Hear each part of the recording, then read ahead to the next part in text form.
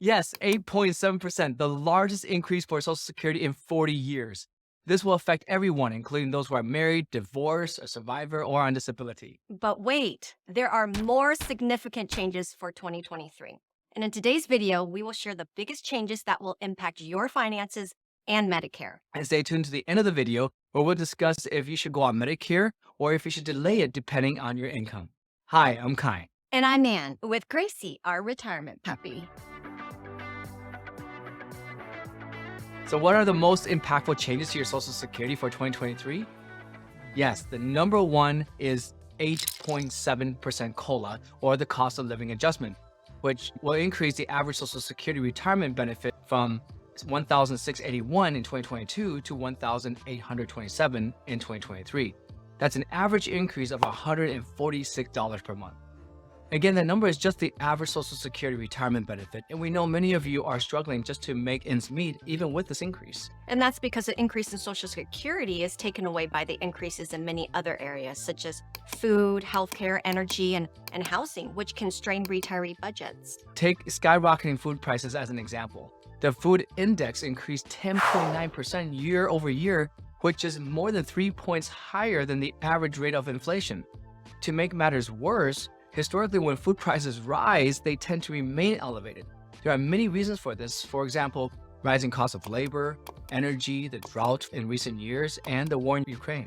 And another problem is once food manufacturers and retailers hike up their prices, we consumers become accustomed to paying more. And because of this, they'll keep the prices higher even if inflation lowers. What about the combination of direct price increases along with shrinkflation? Shrink what? You know, when you go pick up your breakfast cereal and you notice the boxes keep getting slimmer and less full, well, if the boxes keep getting any slimmer, the box is going to fall over on itself. How about you? How has the inflation impacted you? Let us know in the comments below. And by the way, if you are enjoying our video, please click the like and subscribe button. Our channel is all about guaranteed income and Medicare planning, and we have over 50 plans and can assist in all 50 states. Our goal is to help you retire early and to be confident in your retirement decisions. And as a thank you, here's a cute picture of Gracie playing peekaboo. All right, change number 2. Do you know what your maximum Social Security will be in 2023? Well, here's some good news. The next major change to your benefit will be increased, as you can see from this chart. If you retire at the age of 62 in 2023, your maximum benefit would be $2,572. Now, if you reach your full retirement age or FRA in 2023, then your max benefit is up to $3,627.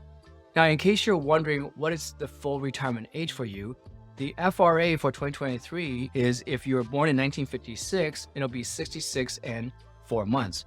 If you were born in 1957, then it'll be 66 and 6 months. Confused? Well, here's the exact breakdown. People born from September 2nd, 1956 through July 1st, 1957 will reach their FRA in 2023. And are you turning 70 in 2023?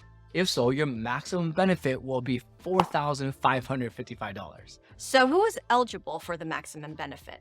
People whose earnings equaled or exceeded Social Security's maximum taxable income, as you can see in this chart. If you earn more than the maximum in any year, whether in one job or more than one, Social Security only uses the maximum benefit to calculate your benefits. Unfortunately, the next major change in Social Security is not in our favor. Change number 3. It went from $147,000 in 2022 to $162,000 in 2023. That's an increase of $13,200. How will this impact you and those who you know? Well, this is your FICA taxes that comes out of your paycheck. Now, FICA pays for your Social Security and Medicare. In 2022, you pay 6.2% of your income up to $147,000 to fund Social Security. Then you no longer pay the 6.2% anymore. So instead of paying 6.2% of your $147,000, you pay 6.2% all the way up to $160,200. So you must pay additional taxes on the $13,200 difference. That's a lot. So to sum it up, if you're a W-2 employee, you will be paying additional Social Security taxes up to $818 while your employer matches that. And if you're self-employed, you will pay the full amount or up to $1,636 more for 2023. More money goes to Uncle Sam. I know. I'd much rather pay Auntie Pam. That was a dad joke for sure. Have you thought about starting your Social Security while you're still working? Well, the fourth major change has to do with Social Security's earnings limits. In 2023, threshold is $21,240 for beneficiaries who will not reach full retirement age until a year later. So be careful. Take a look at this chart to see your full retirement age. If you have not hit your full retirement age in 2023 and plan to keep working in 2023, then you don't want to start your Social Security. If you already started it, you can fill out this form and contact Social Security to suspend it. So why should you delay your Social Security benefits if your income is above those limits? Well, for every dollar in wages above that limit, SSA will withhold half in benefits. Basically, you're working just as hard and getting half of your income. Well, what if you will reach full retirement age in 2023? Then you can make up to $56,520. Anything above that, Social Security will withhold 33% for every dollar in earnings until the month when you hit your full retirement age. At that point, the earning test goes away and there's no benefit deduction no matter how much you earn. How about your credits with Social Security? Do you know how many credits you have? Well, that brings us to the fifth major change, which is to your qualifying limit for Social Security called credits. You qualify for Social Security benefits by earning credits when you work in a job and pay Social Security taxes. They base Social Security credits on the amount of your earnings, and they use your earnings and work history to determine your eligibility for retirement or disability benefits, or your family's eligibility for survivors benefits when you pass away. Now, how many credits do you need to qualify for Social Security benefits? No less than 40 credits. Here's the change for 2023. You will receive 1 credit for each $1,640 of earnings up to the maximum of 4 credits per year. If you are self-employed, you earn Social Security credits the same way employees do. But there are special rules that apply if you have net annual earnings of less than $400. For more information, we will leave a link in the comments below. And if you're in the military, you earn Social Security credits the same way civilian employees do. Now, you may get additional earning credits under certain conditions. Again, we'll leave a link below for more information. Next is Social Security disability income. Do you know anyone that is on disability? Well, change number 6 is the disability income limit.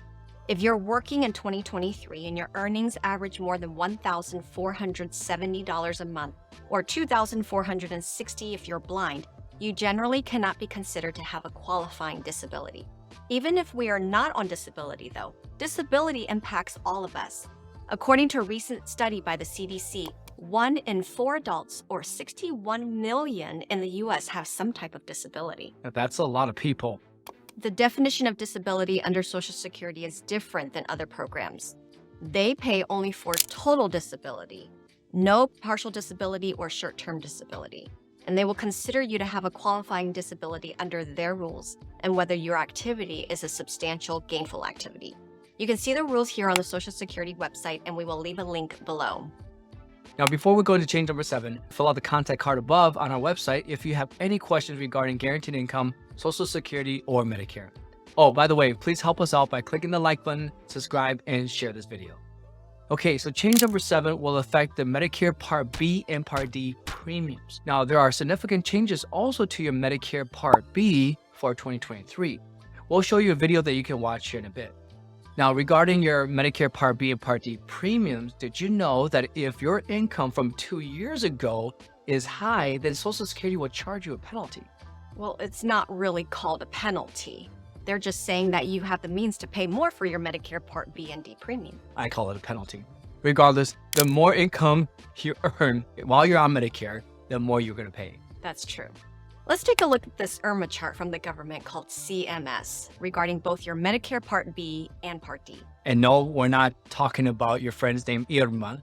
IRMAA stands for Income-Related Modified Adjusted Amount. Let's first understand what they count as income. They use your MAGI, not your AGI. MAGI is your Modified Adjusted Gross Income, which includes passive income, including investment income. So if you're single and your MAGI is under $97,000 from your 2021 tax return, yes, they always go back 2 years unless you have a life-changing event. More on that in a bit. Your Medicare premium will stay at $164.90.